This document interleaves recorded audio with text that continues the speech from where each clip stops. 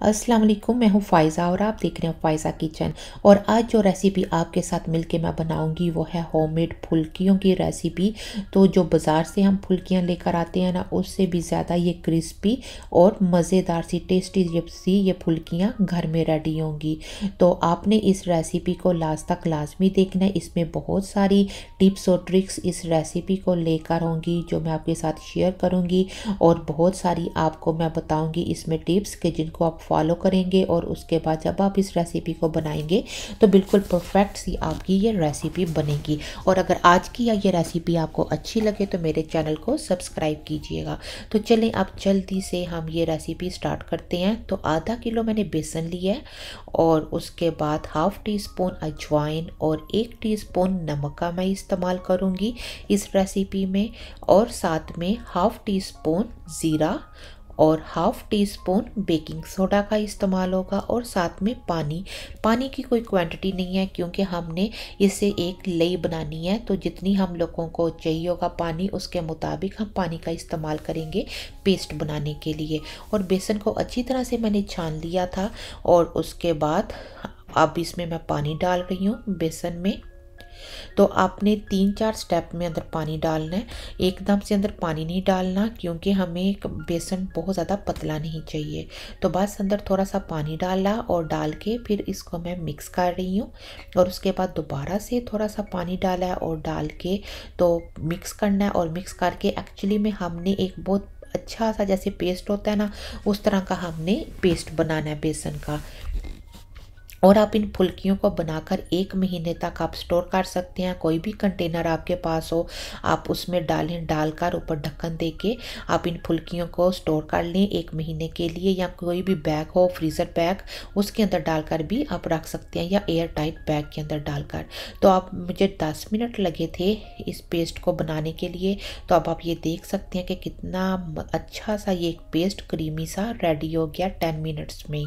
और अब उसके बाद नमक और अजवाइन ये मैंने डाल दिया है, और साथ ही इसमें ज़ीरा ये चला जाएगा, और इसके बाद half tea spoon baking soda ये डालेंगे, और डालकर फिर बेसन को हम 3-4 मिनट के लिए अच्छी तरह से मिक्स करेंगे ताकि ये जो हमने नमक ज़ीरा अजवाइन और बेकिंग सोडा डाला है ना, ये अच्छी तरह से अंदर मिक्स हो जाए। इस वजह से तो इधर ज़रा थोड़ी सी मेहनत आपको करनी पड़ेगी। तो बस उसके बाद फिर आगे से इजी हो जाएगा फुल्कियों को रेडी करना। तो अब इधर मैं आपको दिखा रही हूँ पेस्ट की थिकनेस, कि इतनी थिकनेस होनी चाहिए बेसन के पेस्ट की। और आप देख सकते हैं कितना क्रीमी सा ये पेस्ट है, तो इसमें बिल्कुल कोई गुठली नहीं होनी चाहिए। और आप देख सकते हैं पेस्ट की थिकनेस भी। तो अब इसको मैं रखने लगी हूँ तकरीबन 10 मिनट्स के लिए, क्योंकि इसमें बेकिंग सोडा डाला है तो बेकिंग सोडा अभी एक्टिव होने में टाइम लेता है। और 10 मिनट्स हो गए थे। उसके बाद मैंने एक बर्तन रखा है और उसमें ऑयल डाल के गर्म कर लिया है। उसके बाद आप ये देख सकते हैं ये चावल पकाने वाला जो चम्मच होता है ना, ये आपको चाहिए, और साथ ही एक छोटा एक गहरा चम्मच होता है वो आपको चाहिए होगा। तो अब मैं बेसन लूँगी और बेसन को ये जो चावल पकाने वाला चम्मच है ना इसके ऊपर डालना है। और आप देख सकते हैं नीचे वाला जो चम्मच है इसे आहिस्ता आहिस्ता मैं हिला रही हूँ, और ऊपर वाला जो चम्मच है उसके साथ बेसन को मैं प्रेस कर रही हूँ। तो उससे जैसे फुल्कियों की होती है ना शेप, उस तरह से देखें फुल्कियाँ नीचे गिरती जा रही हैं और साथ फुल्कियों की शेप बनती जा रही है। तो आपने इस स्टेप को बहुत ध्यान से देखना है और बिल्कुल इसी तरह से आपने फॉलो करना है। तो बिल्कुल एग्जैक्ट जैसे बाजार की फुल्कियाँ होती हैं ना, उस तरह की शेप होगी और वैसी इनकी लुक आएगी।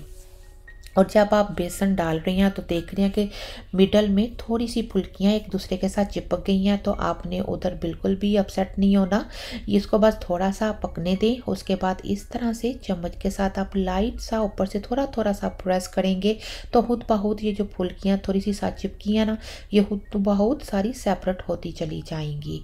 और आपने इधर फुल्कियों को फुल आपने रेड कलर नहीं देना क्योंकि हमने बाजार की लुक लेकर आनी है। तो इस वजह से जब थोड़ी सी ये रेड होंगी ना तो आपने इनको निकाल लेना। बाद में दोबारा से हम इन फुल्कियों को एक फाइनल लुक देंगे। तो बस इधर ये थोड़ा सा आपने कलर देना है फुल्कियों को, और उसके बाद आपने निकाल लेना है। फुल आपने जैसे गोल्डन होता है ना उस तरह आपने नहीं करना। तो जब ये फुल्कियाँ ठंडी हो जाएं उसके बाद आप इसे किसी भी कंटेनर में डाल के, या कोई भी एयर टाइट होगा बॉक्स होगा या फिर शॉपर होगा, उसके अंदर डाल के बैग उसके अंदर डाल के आप रख सकते हैं। तो इस तरह से मैंने सारी की सारी फुल्कियाँ रेडी कर ली हैं। और अब इस स्टेज के ऊपर दोबारा से वो सारी फ्राई की फुल्कियों को आपने ऑयल के अंदर डालना है और डालकर चम्मच के साथ आपने हिलाते रहना ताकि हर तरफ इक्वल सा कलर आए। जो बाज़ार से हम फुल्कियाँ लाते हैं ना, जब वो बनाते हैं वो भी सेम यही प्रोसेस करते हैं कि पहले एक लाइट सा कलर दे लेते हैं और उसके बाद सारी फुल्कियों को अंदर डालकर ऑयल के अंदर डाल के तो एक बार फाइनल जो कलर है ना वो देते हैं। इस वजह से उनकी सारी फुल्कियों का जो कलर है वो एक जैसा इक्वल होता है। तो ये मेन सीक्रेट है इसमें। तो आप इधर देख सकते हैं कि सभी फुल्कियों का सेम एक जैसा कलर है, ये नहीं कहीं पे रेड है और कहीं पे लाइट है। तो आपने इस चीज़ को लाजमी फॉलो करना है। तो बस मज़ेदार से ये फुल्कियाँ ये हमारी रेडी हो गई हैं। और अब उसके बाद नेक्स्ट जो रेसिपी आपके साथ मैं शेयर करने लगी हूँ वो है आलू बहारे की चटनी की रेसिपी। और आलू बहारे की चटनी बनाने के लिए 4 कप मैंने पानी लिया है और 200 ग्राम आलू बहारा मैं इस्तेमाल कर रही हूँ। आलू बहारे को मैंने आधे घंटे के लिए पानी में भिगो के रख दिया था और उसके बाद उस आलू बहारे को पानी के अंदर डाल के मैंने बॉईल करने के लिए रख दिया है। और साथ ही इसमें हाफ़ टी स्पून नमक, हाफ़ टी स्पून लाल मिर्च का पाउडर और हाफ़ टी स्पून गरम मसाला, सिर्फ ये जो बेसिक घर के इंग्रेडिएंट्स हैं ना ये सारे के सारे अंदर जाएंगे। और उसके बाद आपने आलू बहारे को पकाना है। तो ये बहुत जल्दी ये आलू बहारे की चटनी ये रेडी हो जाएगी। और आप इस आलू बहारे की चटनी को बनाकर किसी भी जार के अंदर डाल के तो आप फ्रिज के अंदर रखते हैं और 2 हफ्ते आराम से ये चटनी जो है ना वो आप इस्तेमाल कर सकते हैं। और कोई भी दावत हो आप उसमें चटनी को आप सर्व कर सकते हैं। तो बहुत आपके एक हेल्प हो जाती है इससे। और उसके बाद 3 टेबलस्पून चीनी ये मैंने डाल दिया है। तो मैं इसमें कोई सिरका इस्तेमाल नहीं कर रही क्योंकि आलू बहारा ऑलरेडी खट्टा होता है। तो इस वजह से आपको इसमें सिरका डालने की ज़रूरत नहीं है। और ना ही आपको इस चटनी में लाल कलर डालने की ज़रूरत है क्योंकि आलू बहारा आप आगे चलकर देखेंगे आलू बहारे का कलर ही रेड है। तो इस वजह से बहुत चटनी का कलर नेचुरली रेड हो जाएगा।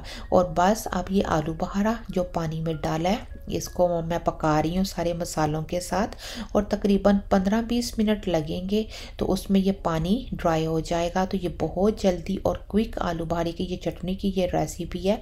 तो आप इस चटनी को बनाकर फ्रिज के अंदर रखें और 2 हफ्ते तक जो है ना आप इस चटनी को इस्तेमाल कर सकते हैं। और ये एक ऐसी चटनी है जो छोटी हो या बड़े हो सभी को बहुत ज़्यादा ये पसंद आएगी।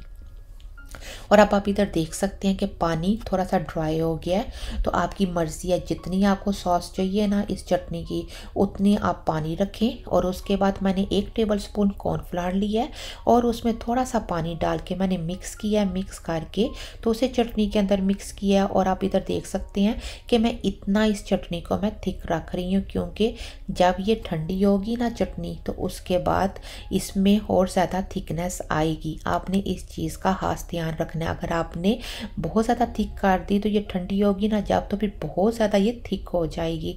तो इस वजह से जब थोड़ा सा जब ये पतली हो ना तो आप इसे उतार लें चूल्हे से। अब इधर आप देख सकते हैं इसकी थिकनेस कि इतनी मैं आपको दिखा रही हूँ कि थिकनेस होनी चाहिए। जब आप चम्मच के ऊपर डालें ना तो इसके ड्रॉप्स नीचे गिरने चाहिए। और उसके बाद लास्ट में 4 मगज़ ये मैंने डाल दिए हैं और डाल के बस थोड़ा सा मिक्स करना है। आपकी मर्ज़ी है, अगर आप बादाम शामिल करना चाहते हैं ना तो आप बादाम भी अंदर डाल सकते हैं। लेकिन मैं सिर्फ आलू बहारे में इसका 4 मगज़ का इस्तेमाल कर रही हूँ। और डाल के बस 3-4 मिनट के लिए मिक्स करना है। और मिक्स करके बस ये मज़ेदार सी आलू बहारे की चटनी ये हमारी रेडी हो गई है। और आपने देखा वेरी बेसिक जो घर में मसाले हैं ना उसी से ये चटनी रेडी हो गई है हमारी। तो आप इस चटनी को बनाएं और बनाकर एक बार लाजमी ट्राई कीजिएगा। ये बहुत क्विक और इजी इंस्टेंट ये चटनी है और इसमें ना बहुत ज़्यादा टाइम भी नहीं लगता इसमें और ये जल्दी से रेडी हो जाती है। और अब बस इस चटनी को मैं ठंडा ठंडा करूँगी। जब ये ठंडी हो जाएगी तो उसके बाद कोई भी आप जार ले लें या कंटेनर ले लें, उसके अंदर डाल के तो आप इसे फ्रिज के अंदर रख दें। तो अब आप इधर ये देख सकते हैं कितनी प्यारी सी ये हमारी चटनी रेडी हुई है, और कलर भी आप देखें नेचुरल रेड कलर आया है इस चटनी का। और अब उसके बाद जो अगली रेसिपी आपके साथ मैं शेयर कर रही हूँ, यह है आलू के समोसे की रेसिपी। तो आलू के समोसे बनाने के लिए आधा किलो मैंने बॉयल आलू लिए हैं, और उसके बाद 4 टेबलस्पून धनिया, 2 सब्ज़ मिर्चें मैंने लिए हैं, और एक छोटा सा प्याज ये मैं इस्तेमाल करूँगी आलू के समोसे बनाने के लिए। और जो मसाले इसमें इस्तेमाल होंगे वो है नमक 1.5 टीस्पून, लाल मिर्च 1.5 टीस्पून, कुटी हुई लाल मिर्च 1/2 टीस्पून, और कुटा हुआ ज़ीरा 2 टीस्पून मैं इस्तेमाल कर रही हूँ। और साथ ही 2 टीस्पून ज़ीरा जाएगा, धनिया जाएगा, और 1/2 टीस्पून अजवाइन का इस्तेमाल होगा इस रेसिपी में। और 2 कप मैदा मैं इस्तेमाल करूँगी डो बनाने के लिए। 2 टेबलस्पून ऑयल, 1/2 टीस्पून नमक, और 1/2 टीस्पून ज़ीरे का इस्तेमाल होगा डो में। और पानी जितनी हमें ज़रूरत होगी उसके मुताबिक पानी का अंदर इस्तेमाल करेंगे हम लोग। तो चलें सबसे पहले डो रेडी करते हैं। तो मैदे के अंदर ज़ीरा और नमक डाल दिया, और साथ में ऑयल डाल देना है, और ऑयल सारी चीज़ों को आप मिक्स कर लेना है। तो मैं इसमें ऑयल का इस्तेमाल कर रही हूँ। अगर आप घी का इस्तेमाल करना चाहते हैं तो आप घी का भी इस्तेमाल कर सकते हैं। तो आप थोड़ा थोड़ा सा करके पानी आपने अंदर डालना है, और उसके बाद स्लोली आपने इसको मिक्स करके एक डो होती है ना, वैसे आपने परफेक्ट डो बना लेनी है। तो पानी की कोई क्वांटिटी नहीं है, तो आपने बस थोड़ा थोड़ा सा करके पानी डालना है मैदे के अंदर। और जैसा एक आटा होता है ना, जब हम आटा गूंथते हैं उस तरह की आपने डो इसकी रेडी करनी है। और डो बनाते हुए आपने ज़्यादा ऑयल का इस्तेमाल नहीं करना। अगर आपने ज़्यादा ऑयल इस्तेमाल किया तो उससे ये होगी कि डो जो है ना वो फिर क्रिस्पी नहीं होगी, इसलिए। तो इधर आप देख सकते हैं कि जैसे एक सख्त सी डो होती है ना, उस तरह की मैंने डो रेडी कर ली थी। उसके बाद एक बर्तन लिया है, उसमें मैंने जस्ट 1 टेबलस्पून ऑयल डाला है, और उसके बाद प्याज ये डाल दिया, और प्याज को जस्ट थोड़ा सा आपने सोते करना है। और उसके बाद बॉईल किए हुए आलू ये अंदर डाल देने हैं। आलू को जस्ट सिंपली मैंने पानी डाल के बॉईल किया है, और उसके बाद मैश कर लिया। और आप 3-4 मिनट के लिए जस्ट आलू को जो है ना प्याज के साथ आपने थोड़ा सा रेड करना है, थोड़ा सा पकाना है। और उसके बाद मसाले डाल के हमने सिर्फ 3-4 मिनट के लिए आलू को पकाया है, और उसके बाद आलू की मज़ेदार सी फिलिंग ये रेडी हो गई है। और अब लास्ट में इसमें धनिया और सब्ज़ मिर्च मैंने डाल दिया, और नीचे से फ्लेम बंद कर दिया। और इसको बस थोड़ा सा हम मिक्स करेंगे। मिक्स करने के बाद आलू की ये जो फिलिंग है इसे रेडी करना है, और रेडी कर कर हमारी समोसे के अंदर इस्तेमाल होने के लिए आलू की फिलिंग तैयार हो जाएगी। तो बस अब हम आलू की फिलिंग को ठंडा करेंगे, और उसके बाद ये जो मैंने डो गूंदी थी ना, इसे रख दिया था 10-15 मिनट के लिए रेस्ट देने के लिए। और उसके बाद एक बड़ा सा पेड़ा बनाया है, और उसको फिर मैंने 4 पोर्शन में डिवाइड कर लिया, और उसके बाद 4 पेड़े बनाए हैं। फिर उसके बाद एक पेड़े को लेकर इस तरह से आपने इसको लंबा करना है, क्योंकि हम छोटे छोटे से समोसे बना रहे हैं इस वजह से। और फिर आपने इस तरह से कट लगाकर एक जो पेड़ा ना, उसके आपने 8 इस तरह के 5 छोटे छोटे से आपने पेड़े बना लेने हैं। क्योंकि हम छोटे समोसे बना रहे हैं इस वजह से आपने छोटे छोटे से साइज़ के आपने पेड़े लेने हैं। और अगर आप बड़े बना रहे हैं तो फिर आपको इन छोटे छोटे से समोसे बनाने की ज़रूरत नहीं है, पेड़े बनाने की ज़रूरत नहीं है। तो इस तरह से एक पेड़ा लिया, और इस आपने प्रेस करना थोड़ा सा। फिर उसके बाद बेलन की मदद से एक पतली सी रोटी जैसी होती है ना, उस तरह की आपने बेल लेनी है। तो बहुत क्विक और इजी ये घर में समोसे बन जाते हैं। तो आप इन समोसों को बनाएं। बनाकर तो आप कोई भी कंटेनर ले लें, एयर टाइट कंटेनर, या कोई भी बैग ले लें, फ्रीज़र बैग, उसके अंदर आप डालें और डालकर आप इन समोसों को फ्रीज़ कर दें। और जब आपका दिल करे आप निकाल कर आप इनको फ्राई कर सकते हैं। तो अब आप देख सकते हैं कि इस तरह से मैंने रोटियां सारी की सारी बना ली हैं, छोटी छोटी सी। तो अब मैंने एक रोटी ली है और दरमियान में से छुरी की मदद से हमने पहले कट लगाना है। तो आप रोटी का साइज़ देख रहे हैं, क्योंकि मैंने छोटे समोसे बनाने हैं तो इस वजह से मैंने छोटे साइज़ की रोटी ली है। और दरमियान में से इस तरह से कट लगाना है।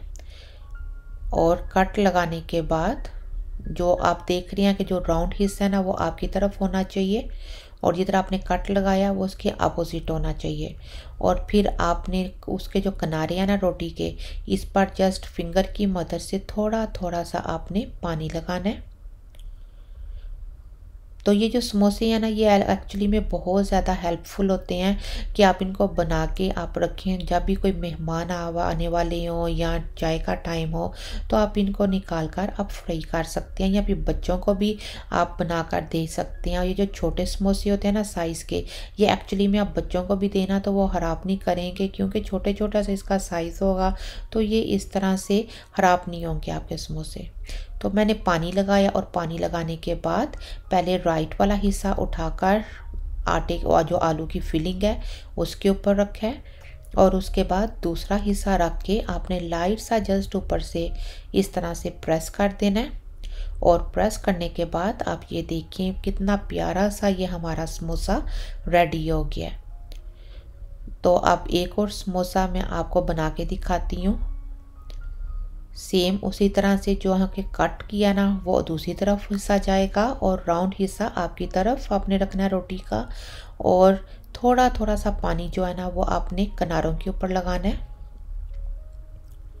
जस्ट थोड़ा सा आपने पानी लगाना है। और उसके बाद एक छोटा सा चम्मच आलू की फिलिंग का वो आपने मिडल में रखना है। और पहले राइट साइड से आपने उठानी है रोटी, और उठाकर आलू के ऊपर इस तरह से आपने रखनी है समोसे की शेप देते हुए।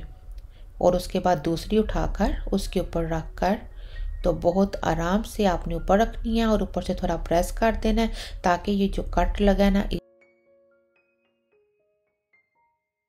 की जो फिलिंग है समोसे के अंदर से।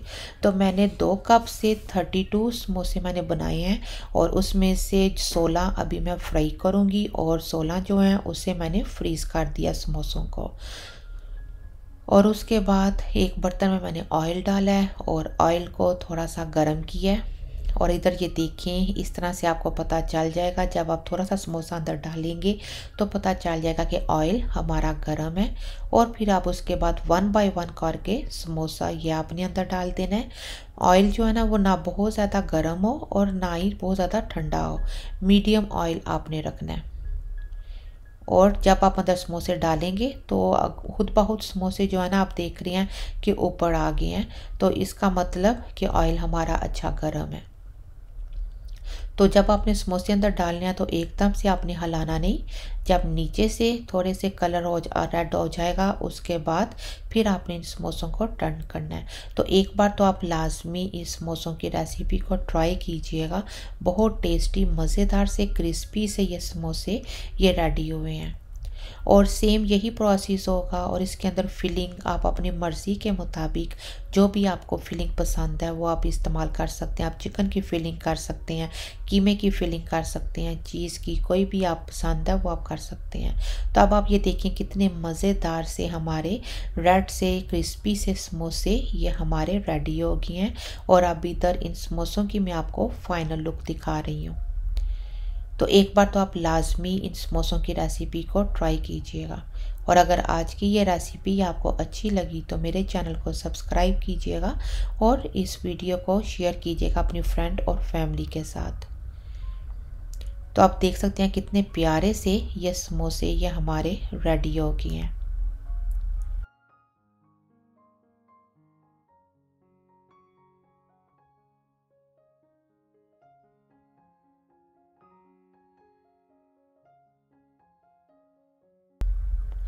और अब उसके बाद जो नेक्स्ट रेसिपी आपके साथ मैं शेयर कर रही हूँ और खुमानी की चटनी की रेसिपी। और इसके लिए मैंने आधा पाव इमली ली है और 1 पाव मैंने खुमानी ली है और इनको मैंने इमली और खुमानी को 1 घंटे के लिए भिगो के रख दिया था। और जो इसमें मसाले जाएंगे वो है 1/2 टीस्पून काली मिर्च का पाउडर, 1/2 टीस्पून नमक, 1/2 टीस्पून लाल मिर्च का पाउडर और 1 टीस्पून ज़ीरा पाउडर जाएगा और 3 टेबलस्पून चीनी का इस्तेमाल होगा खुमानी और इमली की चटनी बनाने के लिए। तो ये बहुत मज़ेदार सी खट्टी मीठी सी ये चटनी बनेगी। तो सबसे पहले खुमानी और इमली को ब्लेंडर जग में डाल के ब्लेंड करके एक अच्छा सा हम पेस्ट रेडी कर लेते हैं। तो ये खुमानी और इमली की चटनी का पेस्ट रेडी हो गया। मैंने सिंपली ब्लेंडर जग में डाल के पेस्ट बना लिया है। और अब उसके बाद 1 कप पानी अंदर डालना है और नीचे से फ्लेम आपने फुल कर देना है। और सबसे पहले इस चटनी को हमने पकाना है 5 मिनट के लिए। उसके बाद इसमें नमक, लाल मिर्च, काली मिर्च, ज़ीरा, जितने भी मसाले हैं ना वो सारे के सारे आपने डाल देने हैं और साथ ही चीनी भी आपने डाल देनी है। डालकर तो बस इन मसालों के साथ आपने इस चटनी को पकाना है। तो ये बहुत जल्दी ये चटनी रेडी हो जाती है। और इस चटनी को बनाकर आप किसी भी कंटेनर के अंदर डाल के या फिर एयर टाइट जार के अंदर डाल के तो आप इस चटनी को रख सकते हैं। और इस चटनी को आप फ्रूट चाट में इस्तेमाल कर सकते हैं, समोसों के साथ, पकौड़ों के साथ आप इस चटनी को बनाकर आप इस्तेमाल कर सकते हैं। तो मैंने 10 मिनट के लिए चटनी को पकाया है और अब उसके बाद आप देख रहे हैं कि बबल आना स्टार्ट हो गए हैं। तो सिर्फ 3-4 मिनट के लिए मैं और इस चटनी को पकाऊंगी और उसके बाद ये मज़ेदार सी चटनी ये हमारी रेडी हो जाएगी। तो जब ये चटनी रेडी हो जाएगी उसके बाद आपने इसको ठंडा करना है, जैसे ये मैंने ठंडा किया है। और उसके बाद आप किसी भी जार में डाल के तो सर्व कर